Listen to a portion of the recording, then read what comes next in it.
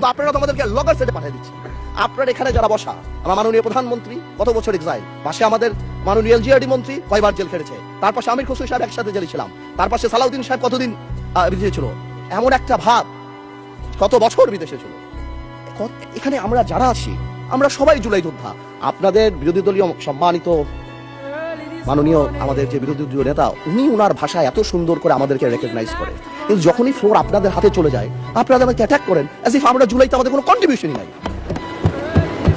একদিন এক ভাই দাঁড়িয়ে বললো, গতকালকে সম্মানিত সংসদ সদস্য দাঁড়িয়ে বললো যে আমাদের এখান থেকে বলা হয়েছে এই আন্দোলনের সাথে আমাদের সম্পৃক্ততা নাই। অফকোর্স আমরা এই কথা বলেছি because it was politically correct. We never wanted to give it a political face. আমরা চাচ্ছিলাম ছাত্র আন্দোলন বা যেই কোটা আন্দোলন হচ্ছিল ওইভাবে যাক। আপনাদেরও যখন আমরা যখন জেলখানায় ছিলাম, আমাদের সাথে আপনাদের মহাসচিব ছিল পরোয়ার সাহেব, আপনাদেরকে যখন ব্যান্ড করা হয়েছিল আপনারা তো কোনো কথা বলেন নাই।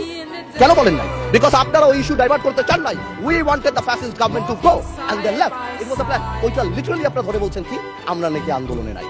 শুনেন, আপনারা 6 বলে 12 রান করেছেন, কিন্তু এর আগের 300 রান আমরা সবাই